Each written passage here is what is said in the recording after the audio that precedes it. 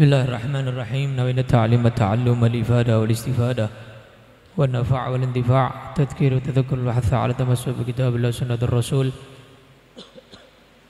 والدعاء على الهدى والدلالة على الخير ابتغاء وجه قرب ثواب سبحانه وتعالى إلى أرواح والدينا ووالديكم وأمواتنا وأمواتكم وأموات المسلمين أجمعين، خصوصا سيدنا رسول الله محمد بن عبد الله صلى الله عليه وسلم، ثم إلى أرواح وأخواننا من الأنبياء والمرسلين وأزواج الطاهرة أمهات المؤمنين والتابعين لهم بإحسان بالدين، ثم إلى سيدنا الإمام المهاجر الله أحمد بن عيسى وسيدنا عبد الرحمن بن عيسى وسيدنا الأسد الأعظم المقدم محمد بن علي بعلوي، والمقدم الثاني الشيخ عبد الرحمن السقاف والشيخ عبد القادر الجيلاني وأصولهم وفروعهم سائر السادة بعلوي أينما كانوا وحلت رواحهم مشارق مغاربها، ثم إلى صاحب الكتاب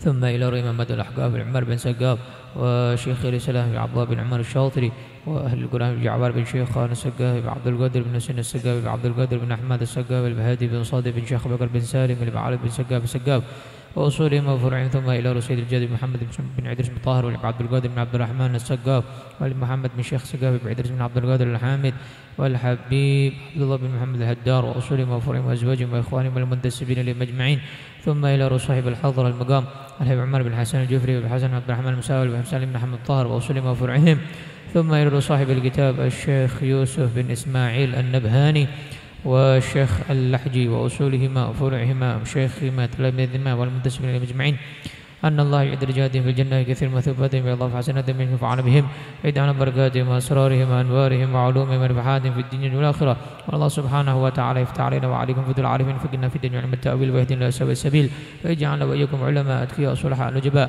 والله سبحانه وتعالى يرزقنا كمال المتابعة النبي محمد صلى الله عليه وسلم ظاهرا باطنا في عافية السلامة على كل صالحات جميع شمل الآخرة والآخرة دافع على كل شر جالب لكل خير لنا ولودنا المشايخنا الأحبابنا وجميع المسلمين ما نواصل من الصالحين وإناه وما طلبناه وما قصدناه إلى حضرة النبي محمد صلى الله عليه وسلم. الفاتحة.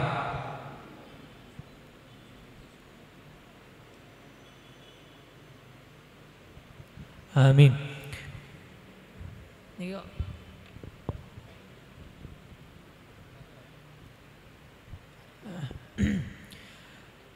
Assalamualaikum warahmatullahi wabarakatuh. Bismillah, alhamdulillah, wassalatu wassalamu ala rasulillah Sayyidina Maulana Muhammad ibn Abdullah wa ala alihi wa sahbihi wa mawalah wa la hawla wa la quwwata illa billah. Subhanaka la ilma lana illa ma 'allamtana innaka antal alimul hakim. Rabbi shrah li sadri wa yassir li amri wa hlul 'uqdatam min lisani yafqahu qawli. Amin ya rabbal alamin. Amma ba'd.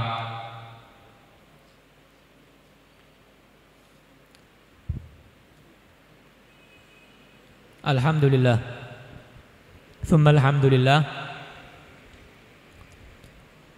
Malam hari ini kita masuk di jilid yang kedua setelah kurang lebih 4 sampai 5 tahun di masjid ini kita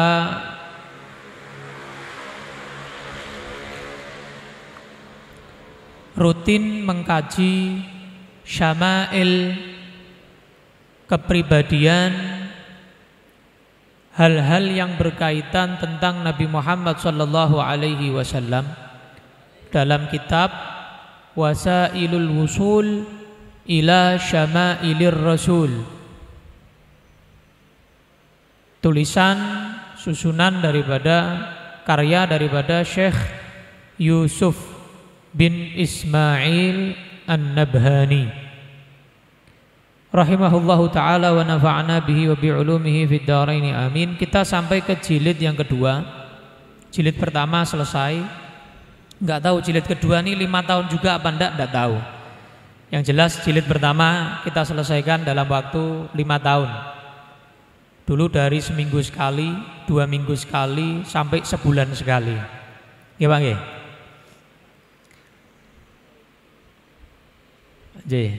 Iya dah, seminggu sekali, 2 minggu sekali, sampai sebulan sekali.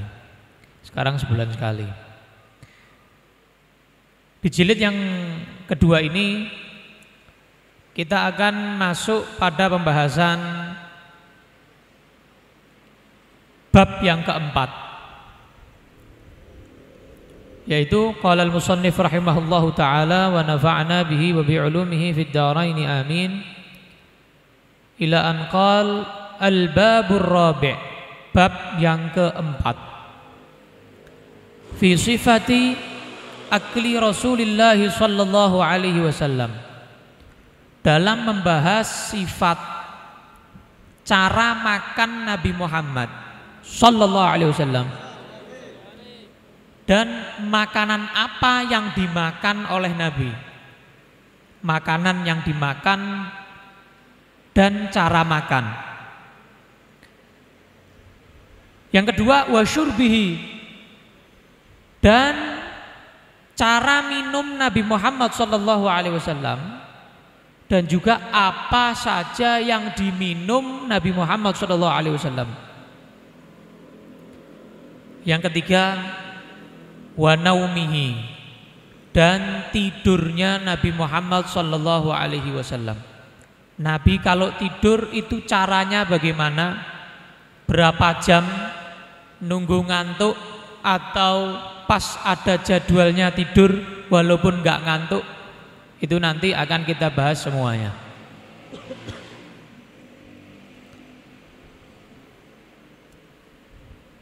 Bab ini ada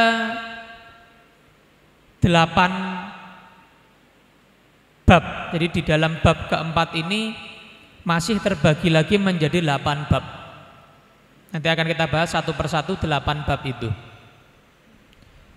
Wa fihi sittatu fusul. Di dalam bab ini ada 6 fasal. Nah, ini pasal yang pertama. Al-faslul awal, fasal yang pertama, fi sifati aishihi sallallahu alaihi wasallam, dalam sifat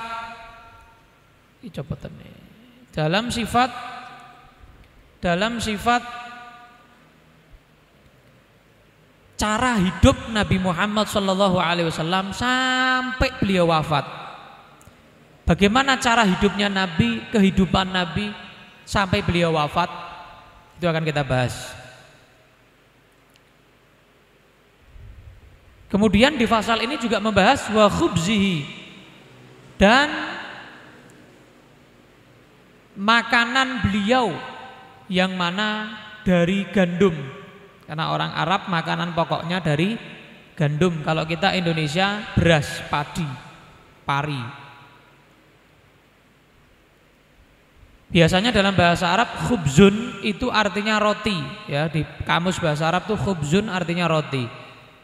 Tapi enggak melulu roti, khubzun juga sesuatu yang dibuat, makanan yang dibuat dari gandum. Itu khubzun.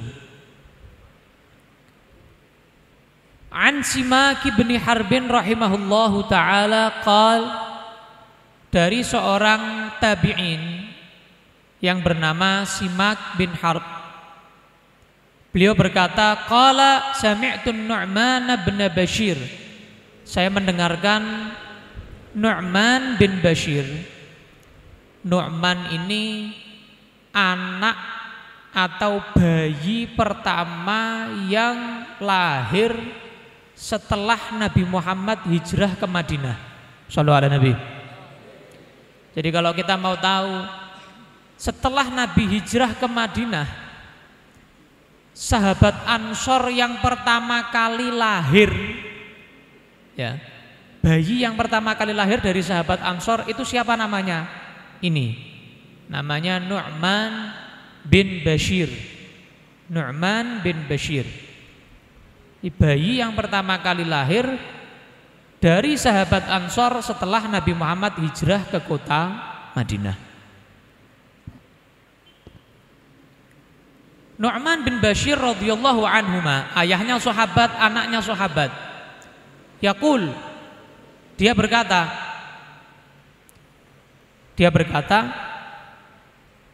kepada teman-temannya, orang-orang di zaman itu, yang mana mereka itu makanannya enak-enak, minumannya enak-enak, kehidupannya enak-enak, kayak kita sekarang ini, enggak kekurangan, enak. Dia bertanya, alastum fi ta'amin wa syarabin ma syi'tum? apakah kalian sekarang ini sudah dalam makanan, minuman yang kalian mau makan apa aja bisa, mau minum apa saja bisa zaman sekarang ini, kata beliau. Nu'man ini berkata begitu kepada orang di zamannya. Laqad ra'aitu nabiyyakum sallallahu alaihi wasallam.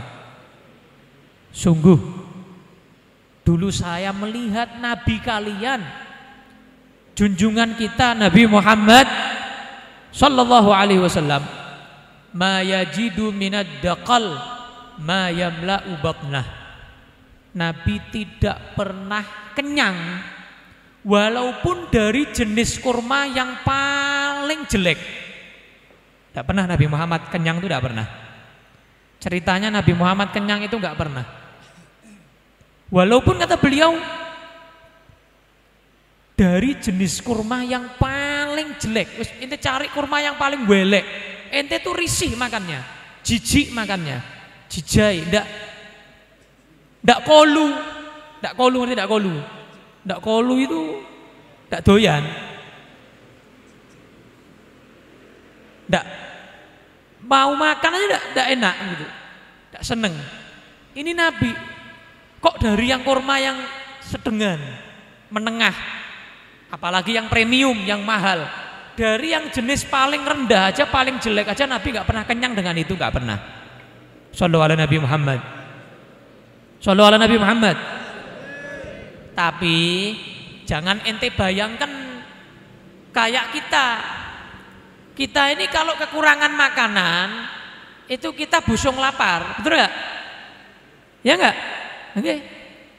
Kurus, gering, kurang gizi, ya kan? Na'udzubillah min dzalik. Kita kalau lihat saudara-saudara kita yang di Afrika, yang daerah yang terbelakang, itu sampai kulit itu langsung tulang, nggak ada dagingnya belas. Tulang jalan, tulang berjalan, tengkorak berjalan ibaratnya. Kasihan. Tapi jangan ente bayangkan, Nabi Muhammad nggak pernah kenyang. Nabi Muhammad makanan kurma yang paling jelek aja nggak pernah kenyang dengan itu. Wah, berarti Nabi Muhammad itu kurusnya pol. Enggak. Nabi tetap keker, tanpa ngejim. Tanpa apa? Ngejim. Tanpa barbelan, tanpa sing ngangkat apa jenenge. Tanpa itu semuanya. Itu Nabi Muhammad keker. Manusia paling keker Nabi Muhammad sallallahu alaihi wasallam. Kekar badannya. Walaupun tidak makan sebulan, tidak tambah kurus Nabi, tidak, tetap keker, tetap perfect. Kalau kita kadang diatur makanannya, apalagi orang-orang yang jaga badan keker itu, yang nge-gym itu makanannya diatur, sayuran, makannya jangan lemak-lemak, wah tersiksa. Orang yang keker-keker itu makannya tersiksa, diatur harus begini, anak susune dewe, ada vitaminnya sendiri. Nabi udah usah pakai vitamin, ndak usah pakai susunya, ndak usah pakai makanan diatur. Nabi ndak makan pun tetap badannya Nabi asli ori keker. Shallallahu ala Nabi. Shallallahu ala Nabi. Nabi meninggal pun umur 63 tahun itu Nabi ndak keriput. Jadi orang sekarang itu umur 40 tahun es putih kabeh rambutnya, udah putih semuanya rambutnya. Belum 40 kadang-kadang sudah putih semuanya. Nabi umur 63 tahun ubannya sedikit bisa dihitung. Bahkan kulitnya beliau tidak keriput, kulitnya tetap kenceng, tanpa skincare, tanpa krim, tanpa sabun, tanpa perawatan, tanpa itu semuanya, tetap kenceng, tetap seperti pemuda, anak muda. Sallallahu alaihi wa ala alihi wa sahbihi wasallam. Jadi orang kalau lihat Nabi itu menyangka Nabi tidak lapar gitu. Kalau kita kelaparan, ketok wajah-wajah kelaparan gitu. Kalau Nabi itu misalnya lapar 3 hari tidak makan, sebulan tidak makan. Pernah Nabi Muhammad itu sampai 40 hari tidak makan. Sahabat mau niru-niru, ya mati. Orang biasa mau niru Nabi, tidak bisa. Nah para sahabat itu mau niru Nabi. Istilahnya saumul wisol, puasa nyambung. Puasa itu kan harus buka, tahu buka puasa. Maghrib harus diputus, harus buka ente. Nggak boleh ente puasa misalnya ini Kemis, tadi maghrib nggak buka, disambung sampai besok puasa, nggak pakai sahur, nggak pakai buka, haram hukumnya, dosa besar, haram. Pernah ada sahabat mau begitu, dilarang sama Nabi,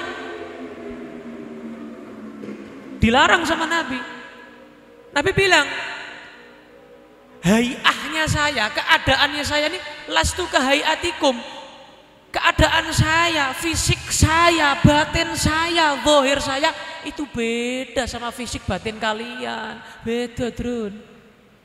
Gak bisa kalian menyamakan sama saya, gak bisa. Mau ditiru Nabi Muhammad begitu, gak bisa. Aku ini yang memberikan makan langsung Allah, nutrisinya langsung dari Allah, minumannya langsung dari Allah. Allah yang yut'imuni wa yasqin. Allah yang memberikan saya makan, asupan makan dan asupan minum semuanya Allah Ta'ala yang memberikan. Shallallahu ala Nabi Muhammad. Makanya pernah diriwayatkan Nabi Muhammad itu sampai sebulan bahkan 40 hari belas gak kemasukan apa-apa. Tapi Nabi yang gak kelihatan orang kelaparan gak. Kita coba sehari gak makan, 2 hari gak makan, wah, lemesnya umum. Kelihatan, mesake iki mas, kini mas neng omahku mas, ajak mangan, tak traktir. Kelihatan kelaparan. Tapi Nabi Muhammad sama sekali tidak kelihatan kelaparan, tetap gagah, tetap seger, fisiknya tetap kayak orang itu makan terus, bergizi makanannya. Padahal Nabi Muhammad itu makanannya biasa. Sallallahu alaihi wa ala alihi wasallam.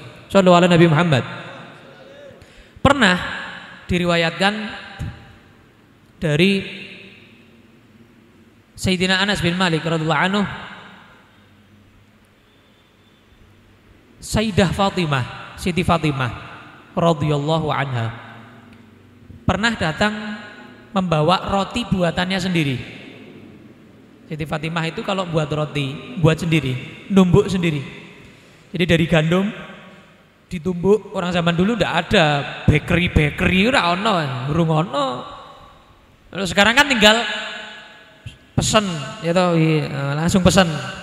Langsung ada sak duse, sak tisune, sak ngombene, komplit, paket komplit.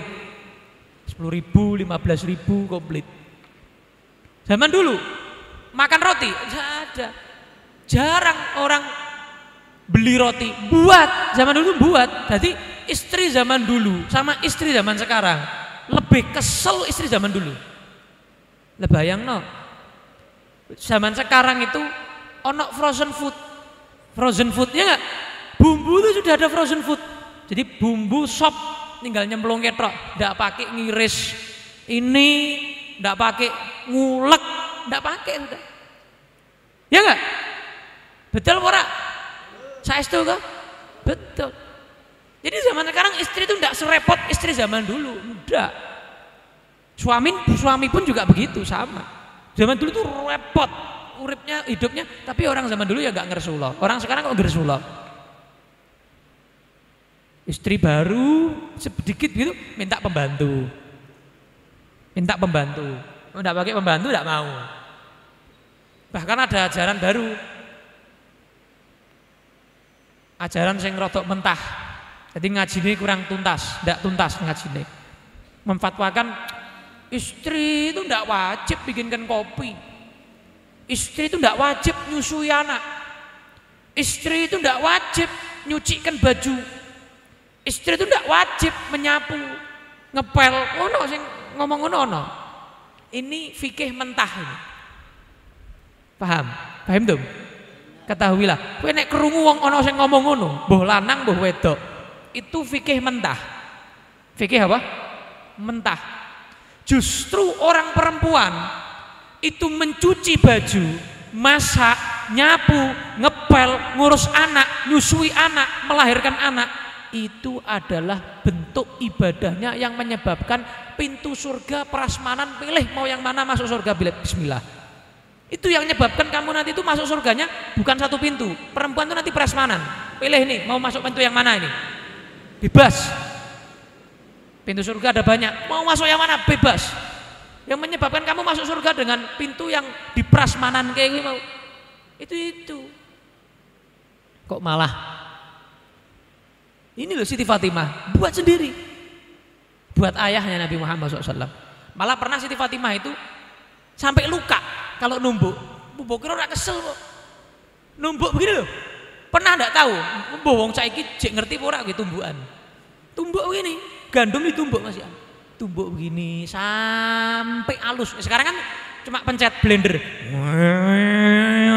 Wes rampung. Ya enggak? Terus zaman dulu ora ono blender, listrik kurang ono. Ndak ada, dulu numbuk sendiri. Sampai halus. Halusnya agak sehalus blender, masih agak kasar. Halus, terus dibuat adonannya, dibakar, nyari kayu bakar. Oh, belum ada apa ini? Microwave, apa ini? Oven, belum ada. Nyari kayu bakar atau areng itu ditungku begitu lama nunggunya. Nah, kalau sekarang oven dibuat 15 menit, tik, wes tinggal turu mati dewe. Ya enggak? Mati dewe, 1 jam mati dewe ditinggal, otomatis. Enak istri zaman sekarang enak luar biasa, nikmat, tidak seperti dulu. Suami pun juga begitu. Nah, Siti Fatimah pernah mengadu ke Nabi, lapor ke Nabi, tangannya luka semua, numbuk itu. Minta pembantu sama Nabi, ayah. Ibaratnya bahasanya gini, "Bu, saya dikasih 1 aja pembantu." Kan Nabi Muhammad itu kalau perang jihad kan bawa rampasan perang banyak, diantaranya budak-budak perempuan. Bu, saya minta 1 aja, tak buat di rumah bantu saya. Sama Nabi dilarang. Ibaratnya, "Kowe iki anake sapa? Kamu nih anaknya siapa? Kok manjamen? Anaknya Rasulullah, Nabi Muhammad, pemimpin dunia akhirat, pemimpin ulul azmi, paling afdolnya Nabi, kok manja? Nggak usah." Oh no. Enggak kemudian Siti Fatimah dimanjakan, nyonya, laki 3, laki 5. Enggak. Shallallahu ala Nabi Muhammad. Justru malah dikasih apa? Wirid. Minta pembantu dikasih wirid. Dikasih wirid sama Nabi. Kamu kalau pengen nggak terlalu lelah. Nah, ini untuk para istri, para wanita. Ini wirid Nabi langsung ijazah dari Nabi untuk Siti Fatimah. Biar apa? Biar kuat. Jadi kalau masak, nyapu, ngepel, ngurus anak, ya itu tidak capek insya Allah. Punya energi batiniah langsung dari wirid itu, dari Nabi SAW buat Siti Fatimah. Apa? Sebelum tidur, sebelum apa? Tidur, baca subhanallah 33 kali, alhamdulillah 33 kali, Allahu Akbar 34 kali. Wes 100. 33 piro? 100. Wes itu tok. Ndak pakai kamu minum susu penguat, minum vitamin, enggak. Ini vitaminnya wirid, zikir langsung. Diberikan Nabi kepada Siti Fatimah dan Sayyidina Ali. Tidak perlu pembantu. Cukup itu, kuat insyaallah. Nah, kecuali wes kewalahan pakai pembantu enggak apa-apa. Enggak masalah. Oh, durung duwe anak, baru suami istri wes pembantu. Kesian suaminya apa zaman corona ini kewalahan bayare. Shallallahu ala Nabi Muhammad. Melanjutkan cerita tadi, Siti Fatimah itu menumbuk, masak roti sampai jadi berjam-jam. Kemudian datang ke rumah Nabi Muhammad SAW. Datang, Nabi tanya, "Apa ini wahai Fatimah? Ma hadhihi?" Nabi, "Ayahku, ini adalah sepotong roti yang aku masak sendiri dengan tanganku. Aku kok perasaan gak enak mau makan. Aku khawatir ayah belum makan." Jadi Siti Fatimah capek-capek itu gak mikirkan dirinya sendiri, mikirkan ayahnya. Makanya Siti Fatimah itu julukannya Ummu Abiha, ibu ayahnya. Apa? Ibu ayahnya, pengganti Siti Khadijah. Setelah Sayyidah Khadijah radhiyallahu anha meninggal, yang ngeladeni Nabi itu Siti Fatimah radhiyallahu anha. Makanya julukannya Ummu Abiha, ibunya ayahnya. Lho, angel lho golek ngono. Ibunya ayahnya. Jadi yang ngeladeni Nabi Muhammad, melayani Nabi Muhammad semuanya. Setelah Sayyidah Khadijah ibunda Siti Fatimah meninggal, Siti Fatimah makanya dijuluki Ummu Abiha. Aku kok enggak tenang mau makan, makanya saya datang ke ayah dulu. Akhirnya kata Nabi bersabda, sallallahu alaihi Nabi, ama innahu awwalu ta'min dakhala fama abik mundu thalathati ayyam. Hei Fatimah, ketahuilah, ini awal makanan yang mau saya rasakan, yang mana ayahmu sudah 3 hari belum kemasukan makanan sama sekali.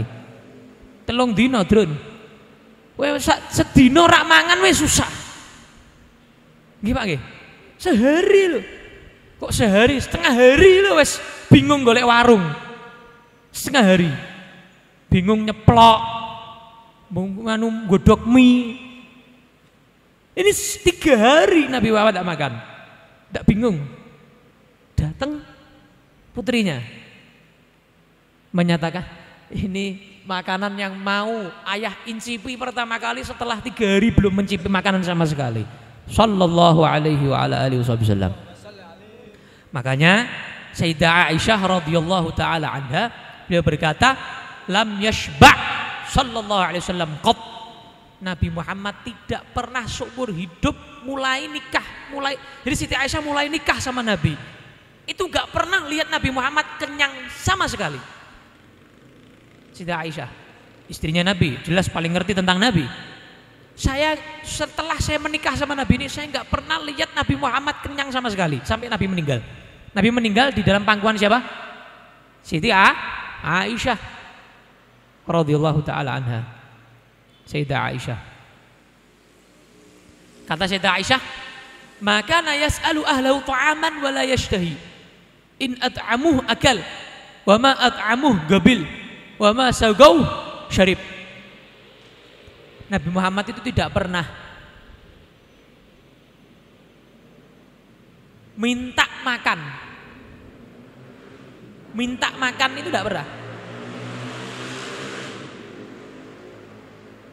Dimasakno, ya dimakan. Tidak pernah.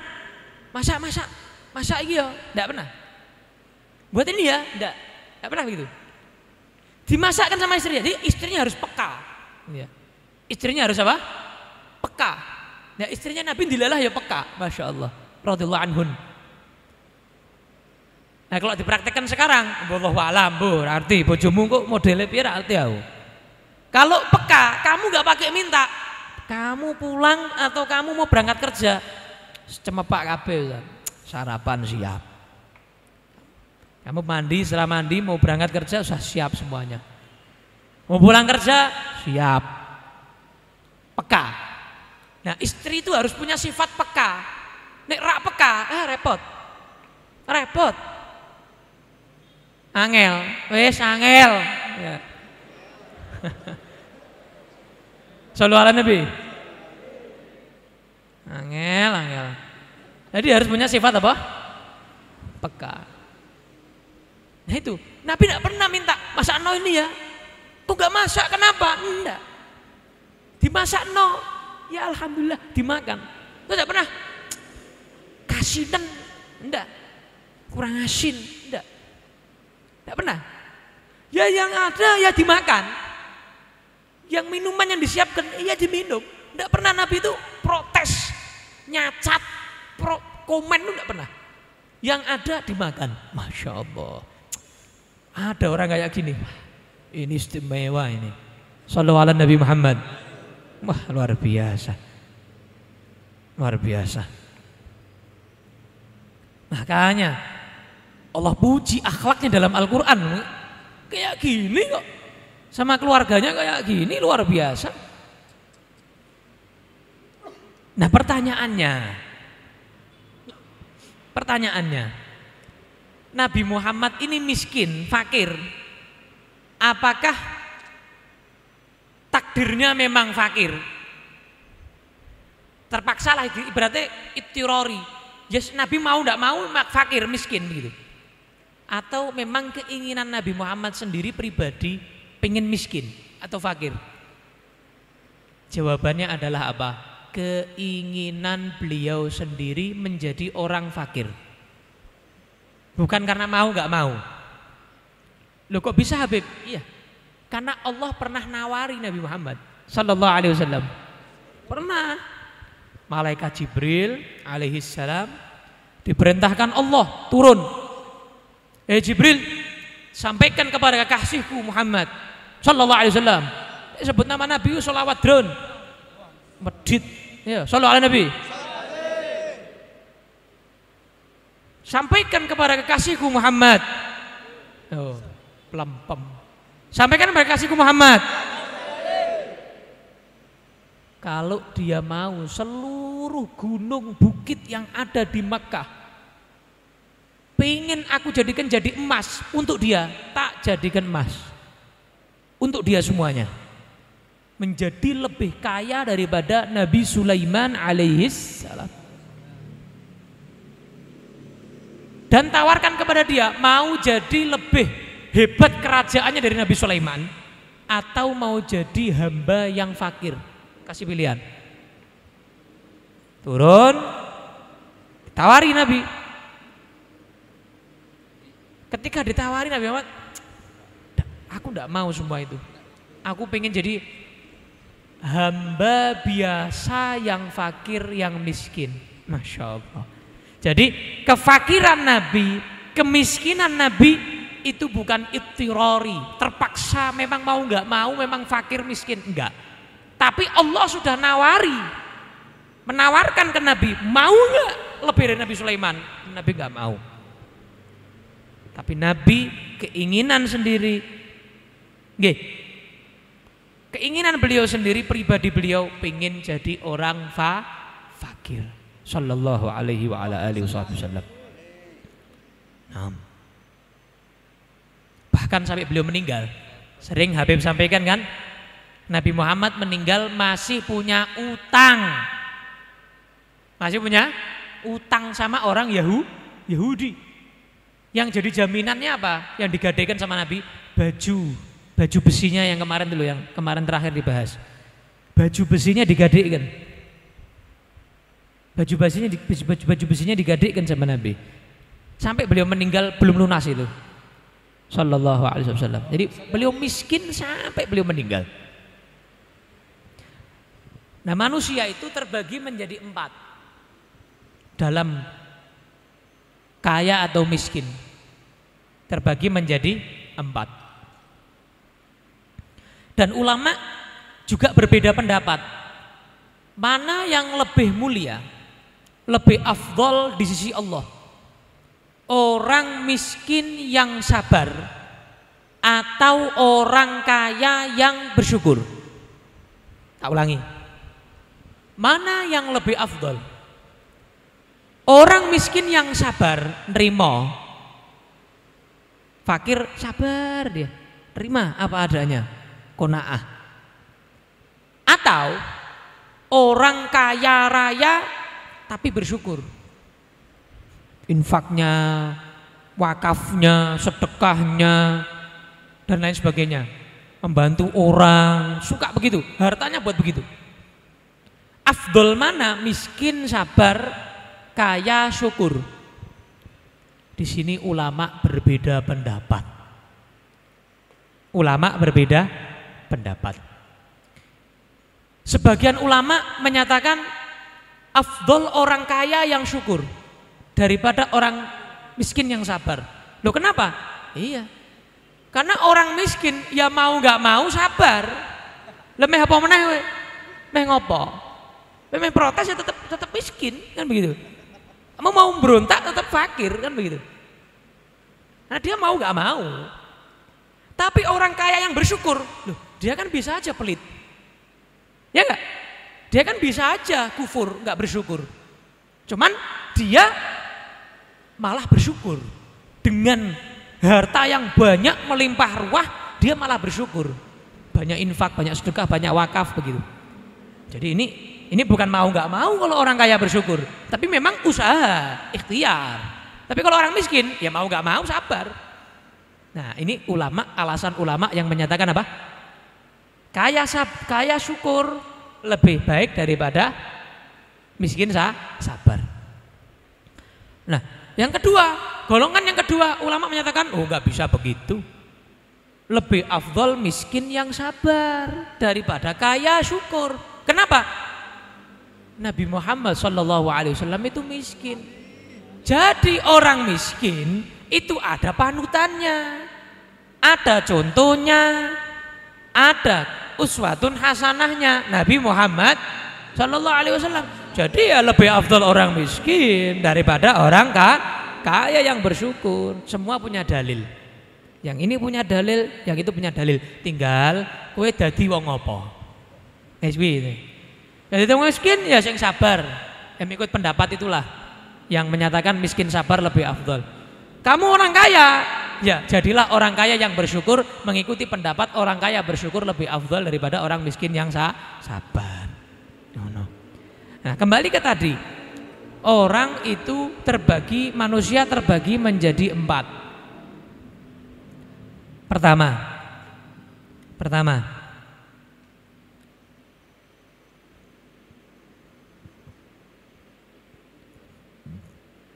orang yang dia tidak ingin kaya dan dunia kekayaan tidak mengejar dirinya. Dia tidak menginginkan kekayaan dan kekayaan tidak mengejar dirinya. Contoh siapa? Sayyidina Abu Bakar As-Siddiq radhiyallahu anhu. Sayyidina Abu Bakar itu tidak mau kaya, nggak mau duniawi. Makanya Sayyidina Abu Bakar itu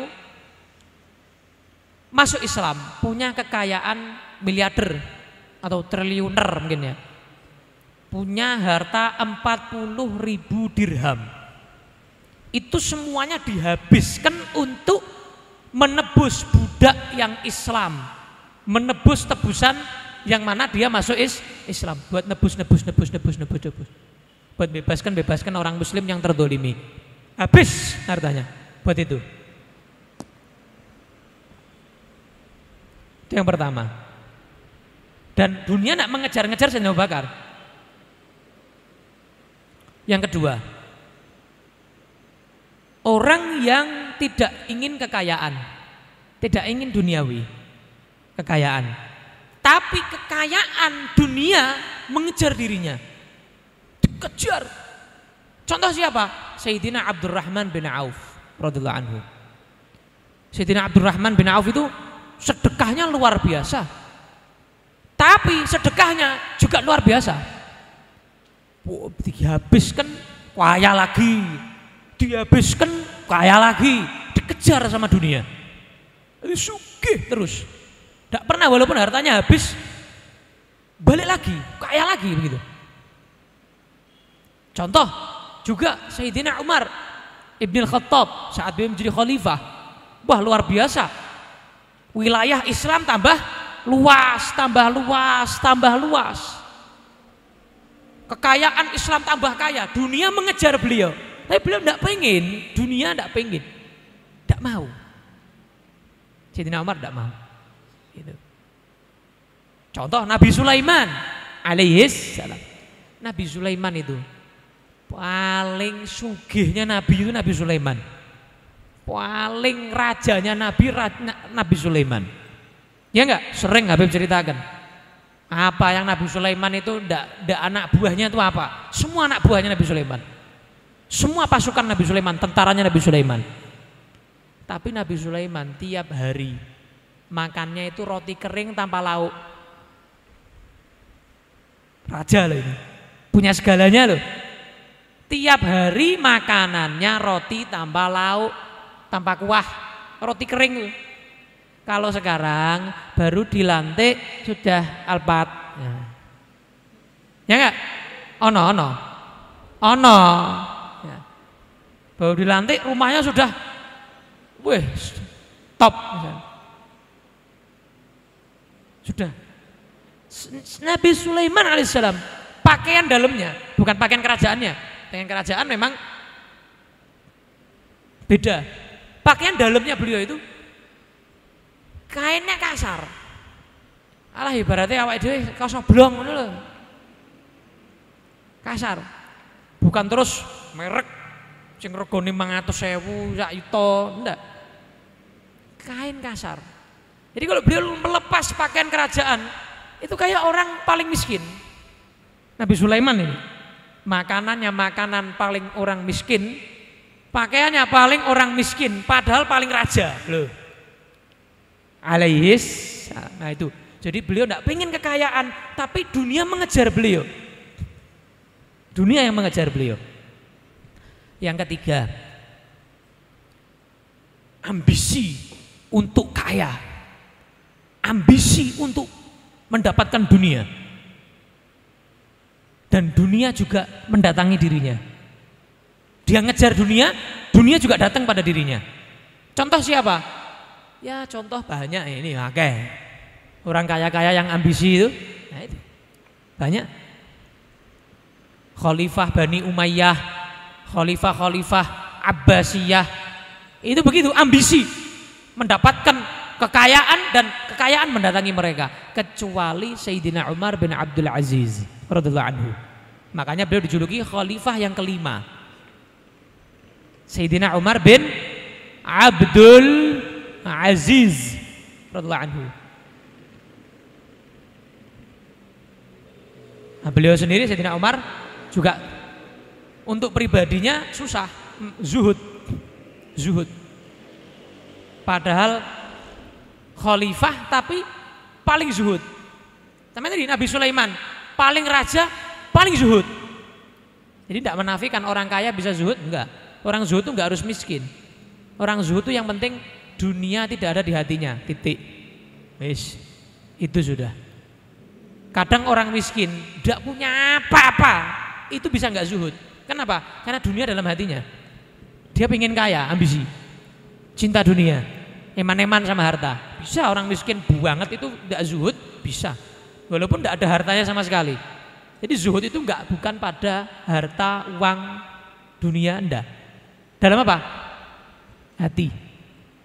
Dia dalam hatinya ada duniawi enggak? Kalau ada duniawinya enggak, bukan zuhud. Walaupun hartanya banyak, melimpah ruah, dalam hatinya enggak ada duniawi, zuhud. Itu maksud. Nah, yang keempat terakhir, orang yang ambisi untuk dunia tapi dunia tidak mau datang padanya. Ya kayak tadi tuh. Orang miskin, fakir, tapi dia ambisi untuk jadi orang kaya, tapi tidak kaya-kaya. Ini khasirat dunya wal akhirah. Ini rugi dunia, rugi akhirat. Kowe ning donya wis melas, miskin, ra duwe apa-apa. Di akhirat juga gak bakal punya apa-apa karena kamu ambisi dunia. Ini kesian. Kadang ngelihat orang, ini bukan maidu, ya mudah-mudahan didengarkan sama mereka, terketuk hatinya, terbuka hatinya. Sama orang yang becak, orang yang menjadi pemulung, supir truk, kuli, tidak sholat. Ya Allah, kamu ini sudah susah, banting tulang. Nah, kamu mau di akhirat mau banting tulang lagi?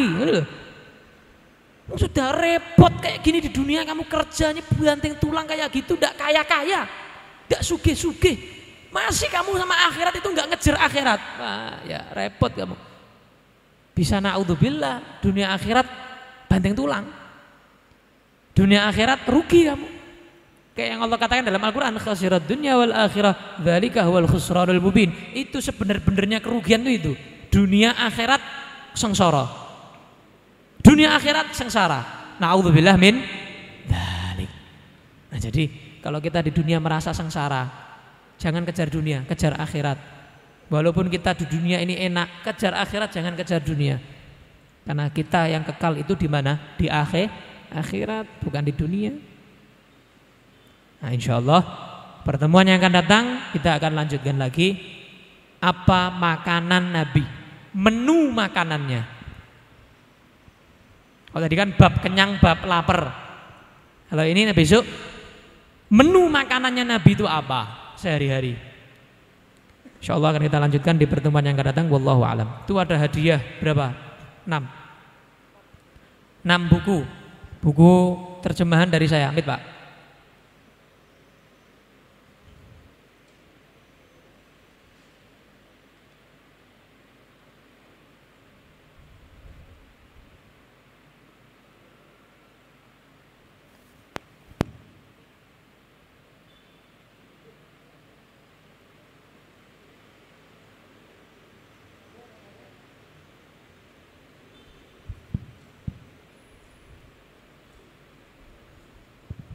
Hah? Tidak ada. Yang tanya dapat buku. Tuh dapat. Tuh, maju Mas. Tidak ada. Ada mikir enggak? Ada. Itu 6-6-nya dibagi.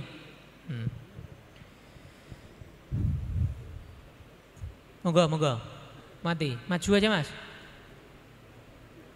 Biar bukunya bisa tak serahkan langsung.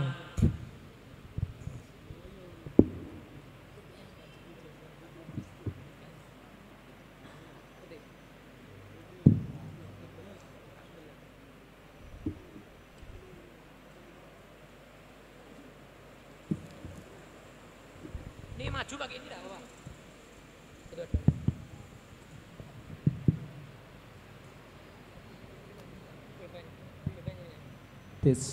Bismillah.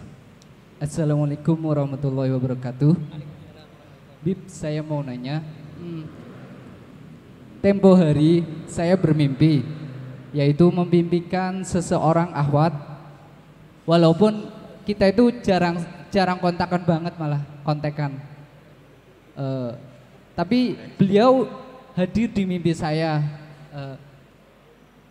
Apakah bagaimana ya cara menyikapinya, Bib? Terus apakah mimpinya itu berasal dari jin atau pertanda lainnya? Soalnya saya bingung juga, Bib, menyikapinya. Terima kasih atas jawabannya.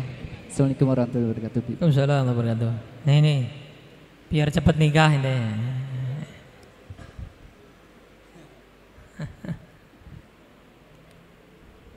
Mimpi itu sering saya sampaikan ya. Disampaikan oleh sahabat Nabi Al-Imam Ibnu Abbas radhiyallahu anhuma. Mimpi itu terbagi menjadi 3. Sering saya ulangi nih. Yang pertama, mimpi bunga tidur. Yang kedua, mimpi dari godaan setan, was-was dari setan. Yang ketiga, mimpi yang sholihah, mimpi yang memang betul-betul bener. Yang pertama, yang bunga tidur itu biasanya kalau sebelum tidur bayangin. Ente habis ngontek akhwat tadi, ya, terus ente bayangin, akhirnya ke mimpi.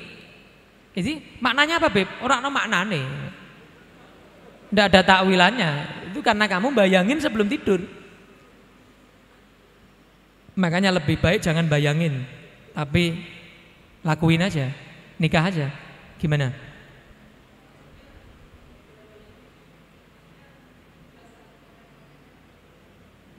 Ya. Yang kedua dari was-was setan. Jadi setan itu datang ke dalam mimpi kamu, itu setan pengen buat kamu gelisah, pengen buat kamu susah, pengen buat kamu sumpek, kepikiran terus akhirnya. Itu dari setan. Yang ketiga, mimpi yang memang betul-betul mimpi yang baik.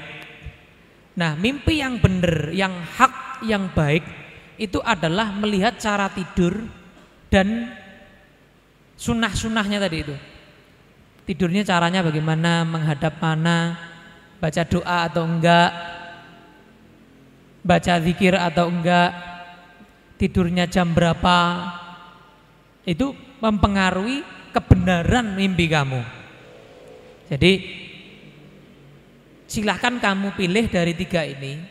Kamu yang mimpi saya tidak tahu. Itu termasuk yang mana? Bunga tidurkah? Gangguan setankah?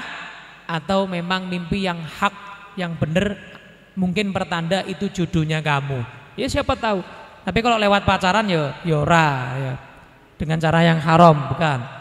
Jadi Tiga itu macam-macamnya mimpi. Oke.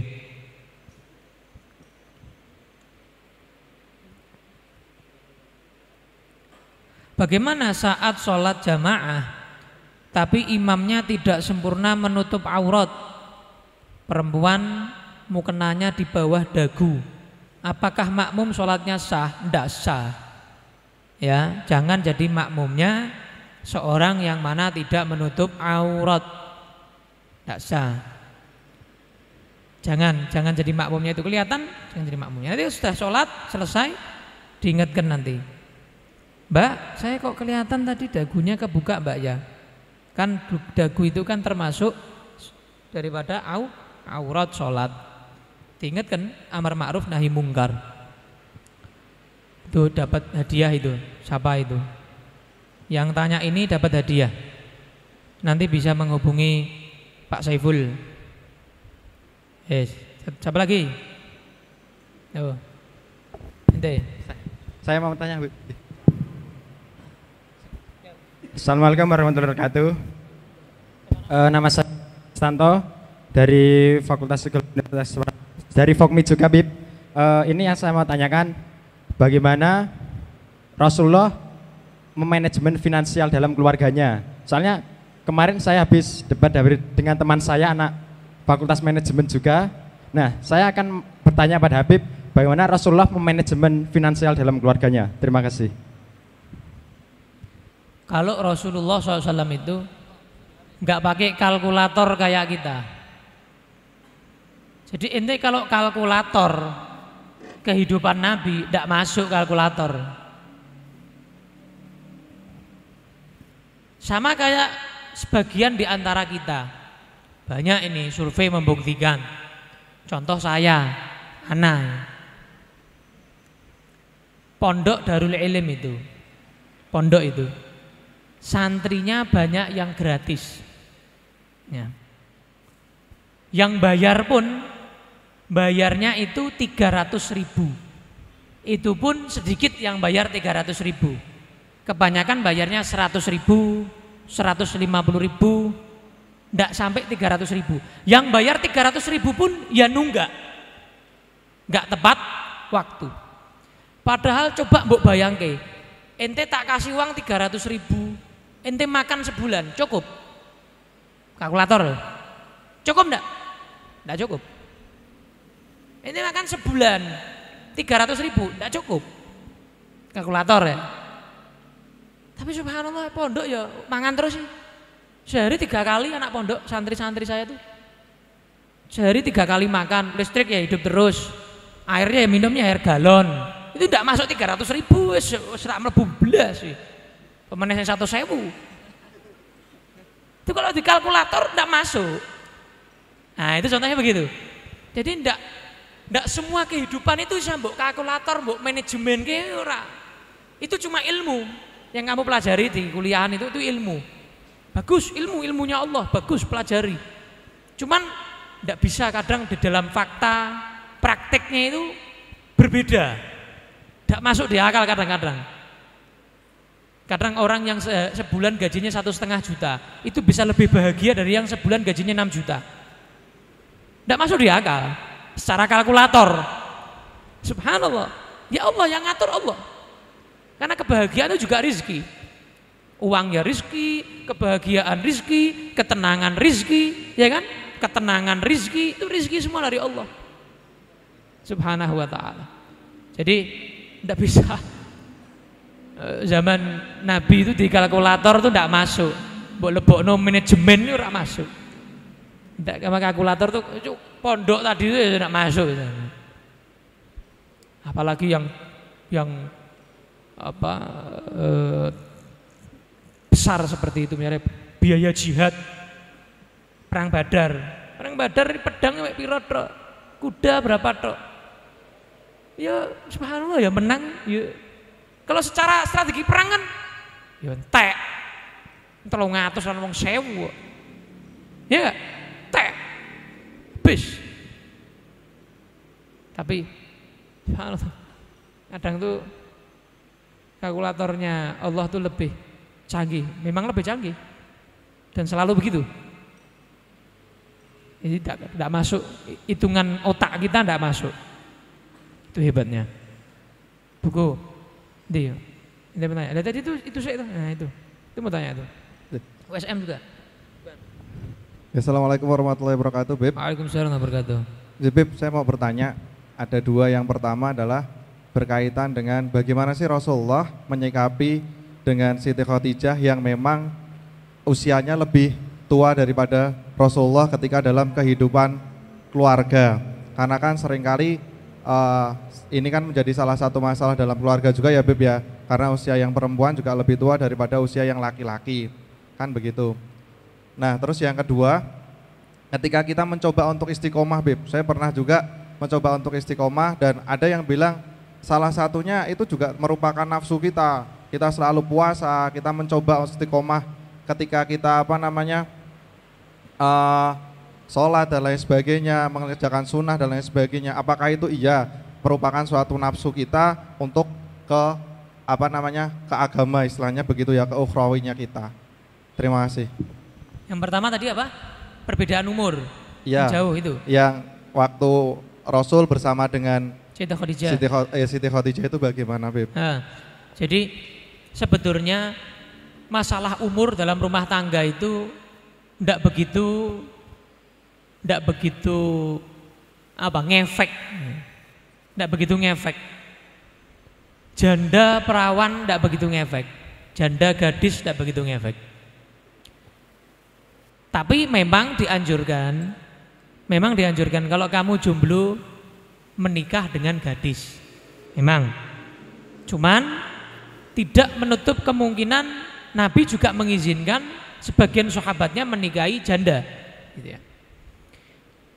Dan Nabi sendiri awal Nabi menikah, istilahnya Nabi melepas kesendiriannya. Kalau bahasanya kita kejombloan, itu Nabi melepasnya dengan seorang janda, ya enggak? Bahkan 2 kali. Saya tahu dia 2 kali loh. Sebelum Nabi Muhammad itu 2 kali. Jadi sudah menikah dengan 2 orang. Pertama, kedua, nah yang ketiga, orang yang ketiga Nabi Muhammad SAW. Tapi Nabi tidak melihat setelah menikah 2 kali, enggak. Umurnya di atasnya beliau 15 tahun kurang lebih, enggak. Tapi beliau melihat bagaimana perangainya, akhlaknya, budi pekertinya, bagaimana dia bisa bareng-bareng membangun keluarga sakinah mawaddah warahmah. Makanya Nabi tidak bisa lupa dengan Sayyidah Khadijah. Walaupun Nabi itu menikah banyak, gak bisa lupa dengan Sayyidah Khadijah. Sampai istri yang lain cemburu dengan Sayyidah Khadijah walaupun sudah meninggal. Kenapa? Karena walaupun Sayyidah Khadijah itu jauh umurnya dari Nabi dan sudah menikah 2 kali sebelum Nabi Muhammad, tapi gak ada yang bisa ngalahin perangainya Sayyidah Khadijah. Gak ada yang bisa ngalahin kesempurnaan Sayyidah Khadijah. Bayangin, seumur hidup Sayyidah Khadijah itu gak pernah cekcok sekalipun sama Nabi. Masalah satu sekalipun gak pernah sama Nabi. Yang namanya rumah tangga kan kadang beda pendapat atau mungkin cekcok, ada sedikit nesu atau gimana. Belas gak pernah nesu, belas gak pernah ngambek, belas sama sekali gak pernah bertikai, gak pernah. Jadi betul-betul komplit, perfect, 100% sakinah mawaddah warahmah. Itu cuma Nabi dengan Sayyidah Khadijah radhiyallahu anha. Dengan istri yang lain adalah 1-2 masalah ada. Karena kalau Nabi Muhammad gak punya masalah sama istrinya, kita repot mau nyari hukumnya. Loh ini gimana ini? Nabi tidak pernah punya masalah sama istrinya. Lah kita nanti mau niru siapa, kan begitu. Nah, maka Allah buat masalah ya di istri-istri Nabi yang lain selain Sayyidah Khadijah supaya kita ada uswatun hasanahnya ke situ. Gitu.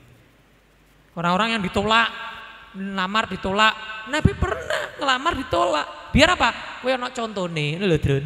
Nah. Ya. Nabi bercerai, pernah biar orang yang bercerai tahu bagaimana tata caranya. Diajarkan. Nabi punya anak, pernah nggak punya anak? Pernah punya anak. Biar orang yang nggak punya anak, biar orang yang punya anak tahu.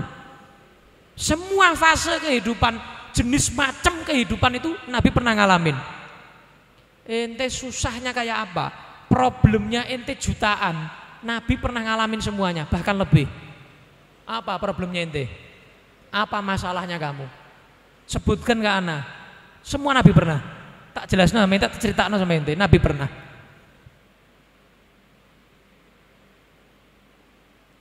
Semua pernah Nabi Muhammad SAW. Masalah, berbagai macam masalah pernah. Supaya apa? Supaya umatnya tahu. Iya enggak? Ada dalilnya, ada contohnya, timbul hukum dari situ. Gitu. Sallallahu alaihi wa ala alihi wasallam. Jadi yang penting itu perangainya. Makanya Nabi mewanti-wanti kalau menikah itu melihat apa? Yang agamanya baik. Ya, fadfar bidzatid din taribat yadak, kata Nabi. Cari. Jadi diseleksi betul, kata Nabi. Ambil yang memiliki kualitas agama, maka kamu nanti akan langgeng baik rumah tangga kamu. Itu Nabi pesannya. Kemudian yang kedua apa Bang? Berkaitan dengan istiqomah, Beb. Istiqomah iya. itu yang kita lakukan terus ada orang yang menyinggung bahwa itu adalah sebuah nafsu gitu. Gini Mas, memang hawa nafsu itu macam-macam, metodenya, modelnya macam-macam. Ada hawa nafsu itu yang mana dia membuat orang yang memiliki nafsu itu menggebu-gebu buat maksiat. Ini akeh tunggalnya, banyak orang yang begini. Jadi disuruh maksiat, narkoba, minum khamr, pacaran, zina dan seterusnya. Ada lagi tingkatan yang berbeda. Hawa nafsu itu yang mana membuat pemilik hawa nafsu itu menggebu-gebu untuk ibadah. Ada. Allah, sedekah 2.000, 1.000 itu. Sholat duha 2 rakaat, 8 rakaat. Supaya apa? Biar kamu capek. Kalau kamu sudah capek, males. Alah, biar wis pakai sholat duha kok. Gitu nanti akhirnya. Dulu saya sudah banyak sholat duhanya saya. Nek dipengke yo pakai. Akhirnya kamu perhitungan sama amal. Dulu saya sedekahnya sudah banyak kok. Ya hitung-hitung sekalian lah saiki seumur hidup gitu. Akhirnya begitu kamu nanti. Itu hawa nafsu yang tingkatan yang berbeda. Jenis metode yang berbeda. Ada lagi yang mana ngajak kamu buat pamer. Biar pamer. Jangan sampai kamu ibadah nggak pamer. Pamer. Sholat duha kok di rumah. Masjid, rumah Allah. Ya katanya dalil. Rumah Allah. Iktikaf sekalian, baca Quran. Kan kayaknya ngajak kebaikan toh. Tapi dia ada maksud terselubung di situ. Nah, ada yang model begitu. Ada lagi yang modelnya begini.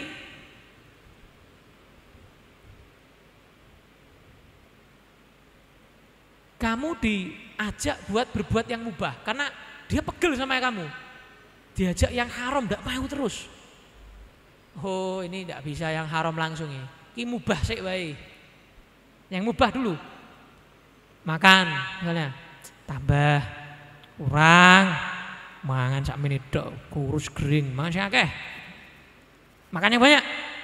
Ketika ente makannya banyak ente ngantuk Quran ini tinggal turu ya enggak, ente pengajian ngantuk bulan depan aja USM-nya ya ini ngantuk berhasil ya enggak, Aneh modelnya begitu ada. Jadi lewat cara yang mubah supaya kamu meninggalkan ibadah yang lain dengan cara yang mubah. Biar kamu tuh nggak sadar kalau kamu tuh sedang ditipu oleh hawa nafsu kamu sendiri. Ada lagi yang lewatnya makruh. Alah ndak apa-apa, makruh we lho, ndak dosa, nggak dosa, makruh, ndak apa-apa, halal. Lama-kelamaan orang yang kebiasaan makruh dia akan terbiasa juga melakukan yang haram. Itu kata para ulama. Jadi begitu. Mudah-mudahan paham ya, dapat difahami, dapat buku. Nah. Assalamualaikum warahmatullahi wabarakatuh. Ibu mau nanya, ada seorang laki-laki yang sudah berumah tangga atau nikah,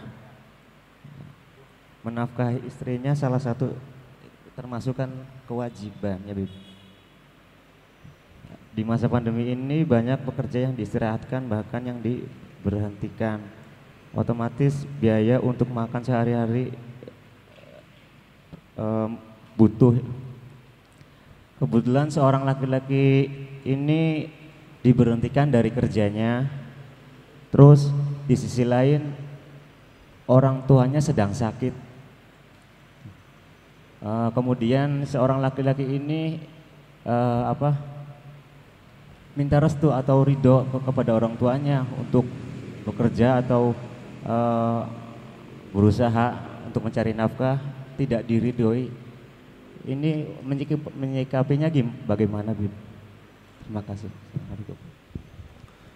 Begini, jadi menyikapi ketika kamu dalam keadaan belum punya pekerjaan, kamu mau kerja, sedangkan orang tua kamu di rumah sakit. Ada beberapa cara. Gini, apakah kamu hanya anak satu-satunya yang mana yang bisa jagain orang tua kamu? Kalau kamu punya saudara, kamu bisa minta tolong, bisa gantian, giliran, sama-sama anaknya orang tua, bergiliran buat ngurus orang tua yang sedang sakit, merawat orang tua yang sedang sakit. Ketika giliran saudara kamu bisa kerja seadanya, qanaah, karena kamu sedang dalam ujian. Insya Allah setelah ada ujian pasti ada kemudahan. Tenang aja, kamu habis dipecat kan corona ini, insya Allah nanti ada kemudahan dari Allah Subhanahu wa ta'ala. Tenang aja. Apalagi kamu ngerawat orang tua kamu, ada nanti kebahagiaan dari Allah karena berkat kamu bakti sama orang tua. Itu yang pertama. Yang kedua, kalau kamu cuma anak satu-satunya, tidak ada saudara, kamu anak satu-satunya, maka kamu bisa dengan cara begini. Ketika orang tua kamu itu melek, bangun, kamu rawat mereka.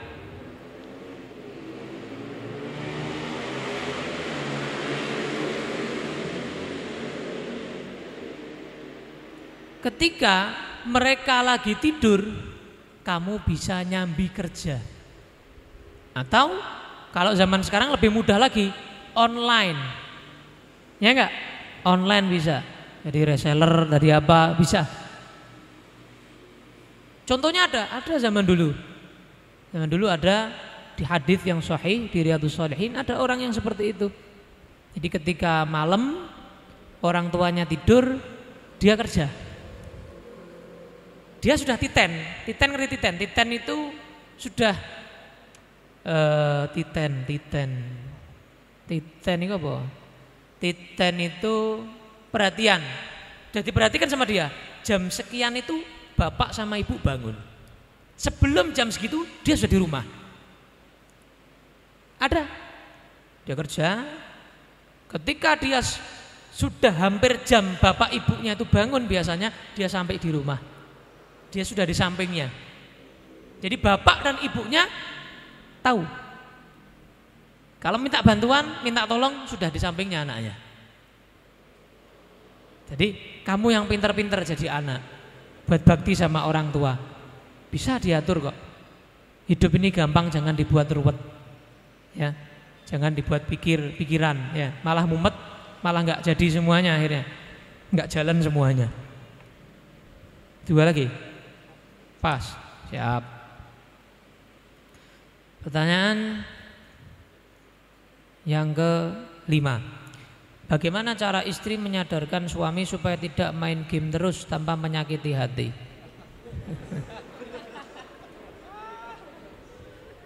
Kamu dandannya kurang, makanya main gamenya main HP.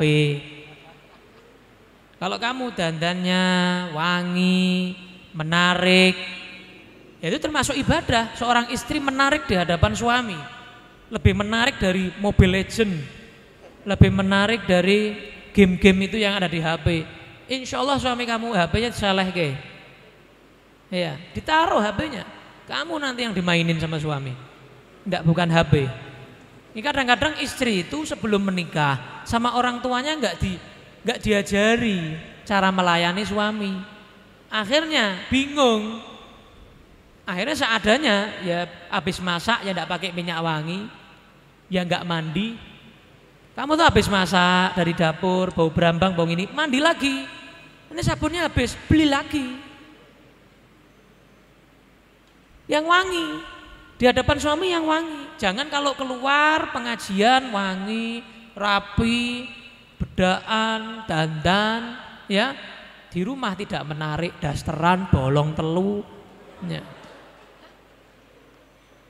Di rumah jangan dasteran, atau daster yang menarik, gitu loh.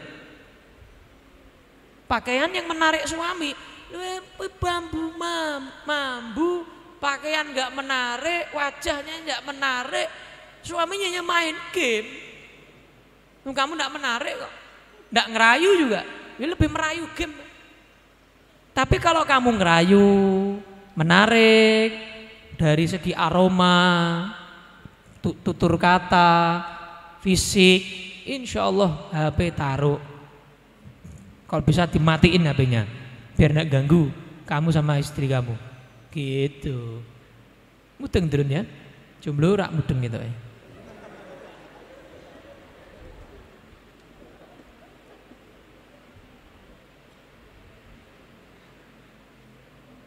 Kalau telinga seperti ada yang meniup, biar bisa hilang bacaan apa yang harus dibaca. Ya, bukan gini loh. Corone sapa ya. Zakarallah man zakarani bi khair. Ya, jadi kamu berdoa semoga diingat sama Allah, dan orang yang ngerasani kamu atau ngomongin kamu, ngomongin kebaikan kamu. Gitu.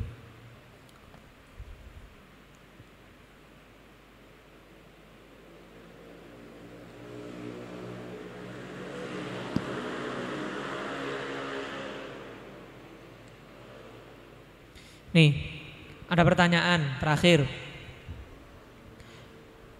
4 hari yang lalu saya bermimpi. Ketika saya galau, sedih, marah. Setelah itu saya berzikir. Terus malamnya ngimpi melihat masjid, berjalan menuju Ka'bah. Dituntun orang tidak kelihatan wajahnya. Apa arti semuanya Habib mimpi saya berjalan menuju Ka'bah? Kalau kamu tidur dalam keadaan marah, sedih, emosi, bisa saja mimpi kamu nggak ada maknanya. Karena kamu lagi marah, emosi. Tapi kalau kamu tidur dalam keadaan mengikuti sunnah Nabi Shallallahu Alaihi Wasallam, dan waktunya juga waktu malam ya, insya Allah benar. Itu maknanya adalah masalah kamu akan dituntun ke jalan yang terbaik tempat yang terbaik, solusi yang terbaik, dan kamu akan mendapatkan kebahagiaan ibarat orang naik haji, naik umroh. Kan Ka'bah.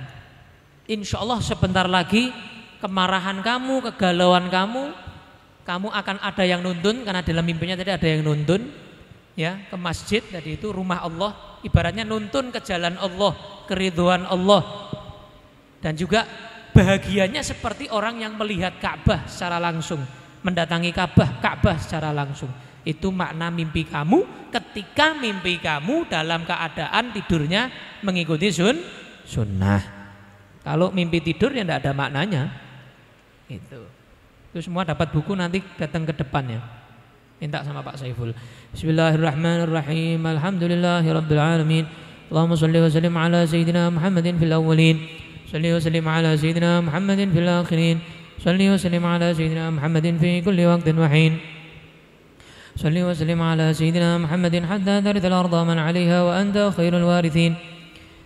ولما نظم الفكر من درار الأوصاف المحمدية عقودا توجهت إلى الله متوسلا بسيدي وحبيبي محمد صلى الله عليه وسلم أن يجعل سعي فيه مشهورا وفعلي فيه محمودا، وأن يكتب عملي في الأعمال المقبولة وتوجهي في التوجهات الخالصة والصلات الموصولة. اللهم يا من إليه تتوجه الآمال فتعود ظافرة، وعلى باب عزة تحد الرحال فتغشاها منه الفيوضات الغامرة. نتوجه إليك بأشرف الوسائل لديك سيد المرسلين عبدك الصادق الأمين سيدنا محمد الذي عمت رسالته العالمين، أن تصلي وتسلم على تلك الذات الكاملة مستودع أمانتك وحفيظ سرك وحامل راية دعوتك الشاملة، النبي الأكبر المحبوب لك المخصص بالشرف الأفخار في كل موطن من مواطن القرب ومظهر، قاسم إمدادك في عبادك وساقك وسر شارك لأهل ودادك سيد الكونين وأشرف الثقلين، العبد المحبوب الخالص المخصوص منك بأجل الخصائص. اللهم صل وسلم عليه وعلى آله وأصحابه ولحضرة اقترابه من أحبابه. اللهم إنا نقدم إليك جاه هذا النبي الكريم ونتوسل إليك بشرف مقامه العظيم أن تلاحظنا في حركاتنا وسكناتنا بعين عنايتك، وأن تحفظنا في جميع أدوارنا وتقلباتنا بجميل رعايتك وحفظ وقايتك، وأن تبلغنا من شرف القرب إلى هذا الحبيب غاية آمالنا، تتقبل منا ما تحركنا فيه من نياتنا وأعمالنا، وتجعلنا في حضرة هذا الحبيب من الحاضرين، وفي طرائق اتباعه من السارقين، ولحقك وحقه من المؤدين، ولعهدك من الحافظين.